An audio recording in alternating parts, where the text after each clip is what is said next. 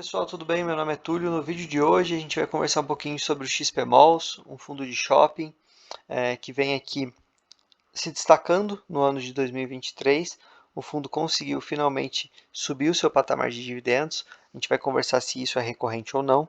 Lembrando que quem me acompanha aqui, principalmente desde lá do comecinho, postei um vídeo comentando sobre essa possibilidade de aumento de rendimentos. Na época o pessoal ficou meio bravo comigo em alguns comentários, mas finalmente o fundo conseguiu ali aumentar para 80 centavinhos, né?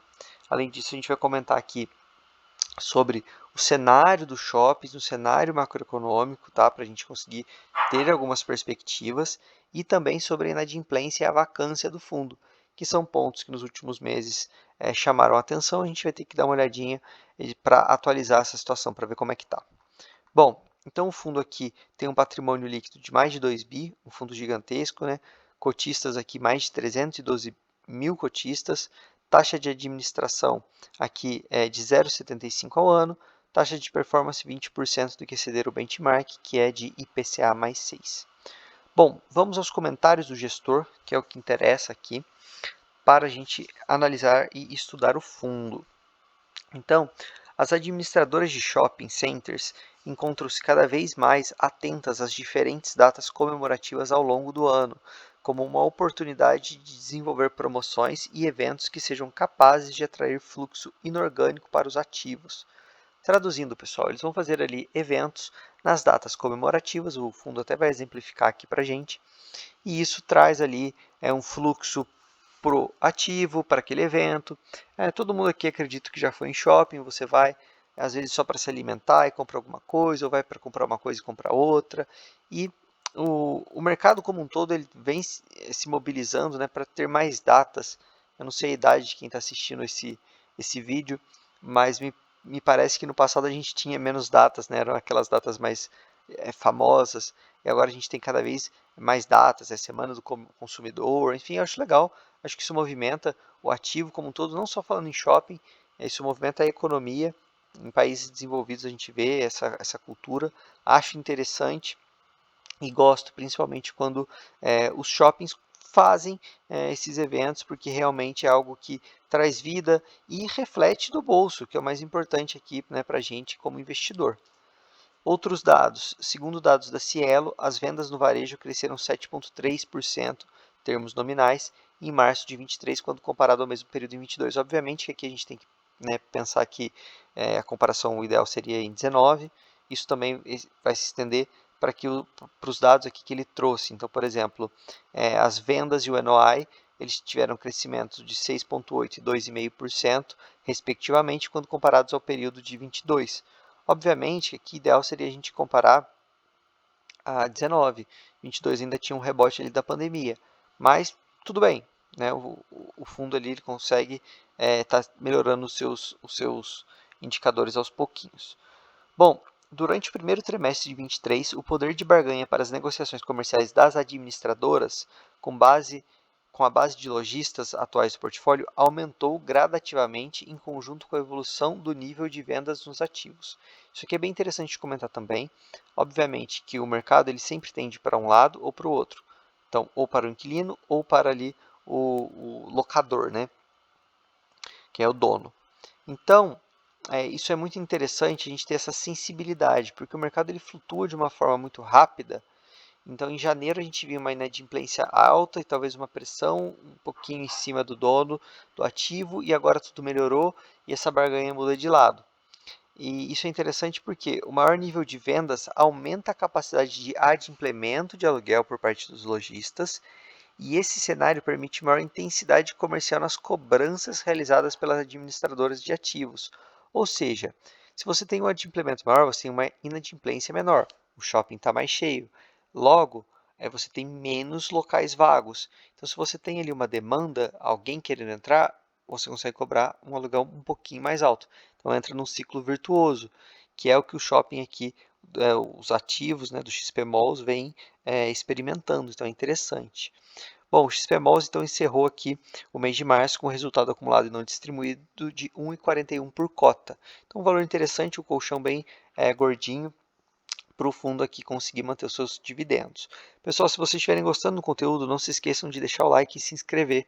Muita gente ainda não é inscrito, isso ajuda demais a divulgação aqui do canal. Então, se você gosta do conteúdo, não se esquece de deixar o like, beleza? Então, o fundo aqui distribui 80 centavinhos. Na DRE, a gente consegue ver basicamente o que a gente já vinha observando nos outros meses. O fundo aqui gera um pouquinho menos de resultado, complementou aqui o seu dividendo com as reservas. E agora a gente vai ter que aguardar os próximos meses para ver se o fundo vai conseguir manter esses 80 centavinhos. Obviamente que ele tem ali uma gordura interessante, então qualquer oscilação ele consegue manter. E ele tem aqui alguns gatilhos ainda, alguns ativos para melhorar a performance, principalmente ele abaixar um pouquinho a vacância. A gente vai dar uma olhadinha nos gráficos para conseguir manter esses 80 centavinhos de forma saudável e recorrente. Aqui ele traz alguns exemplos para a gente, tanto das práticas ESG, quanto de alguns eventos que o fundo que os ativos fazem, né? Isso é bem interessante. A gente consegue ver aqui o resultado financeiro de distribuição por cota nos últimos meses. E em fevereiro a gente consegue ver aqui o lucro imobiliário de 78 centavinhos, o que possibilitou aquela reserva mais robusta, certo? Aqui a gente consegue ver a evolução da cota e o volume médio diário. Esse gráfico é ok. Importante aqui, liquidez de 4,4 milhões. A cotação encerrou em R$ 103 no mês. Já caiu um pouquinho, na última vez que eu vi estava ali na faixa de 101. O fundo tem obrigações a pagar.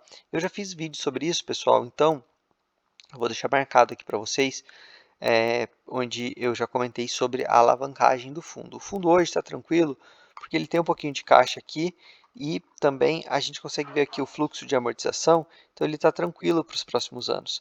Obviamente que seria interessante esse fundo conseguir fazer uma emissão, isso deixaria mais tranquilo ainda, talvez pré-pagar aqui alguma dívida, ele já fez isso em outras oportunidades, algumas dívidas tão caras, né?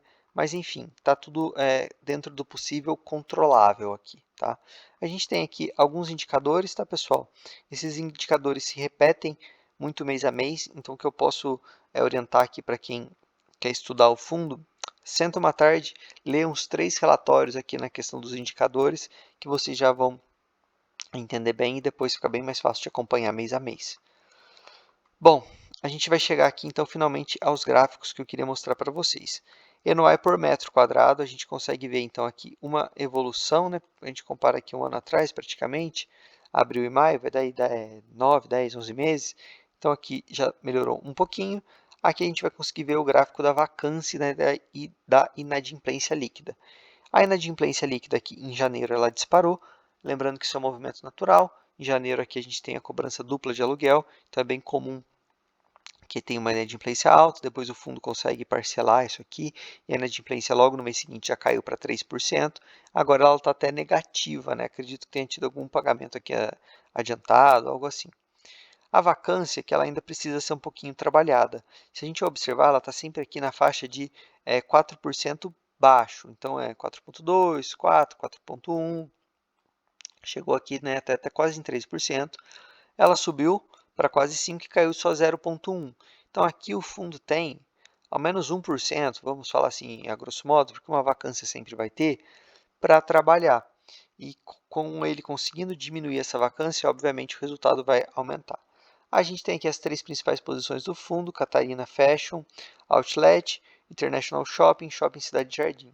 O fundo fez uma venda aqui do Catarina, né, de parte do Catarina, tem vídeo no canal. Se não tivesse feito essa exposição seria maior ainda. São fundos muito interessantes. Lembrando que esse fundo, pessoal, ele não tem maioria dos imóveis, tá? É o HSML que tem essa pegada, mas é o fundo aqui com um portfólio bem interessante. Tá? Talvez aqui um dos melhores portfólios da bolsa. São poucas opções, né, pessoal? Então é difícil a gente cravar qual é a melhor estratégia entre os shoppings, qual é o melhor portfólio, mas esse sem dúvida está entre os melhores. Pessoal, vídeo rápido aqui então de atualização para vocês. Esse mês não teve muita movimentação. Espero que tenham gostado do vídeo. Se sim, o like é o agradecimento de vocês para o vídeo, isso ajuda demais. Lembrando, o grupo do Telegram está na descrição e comentário fixado. Beleza? Valeu!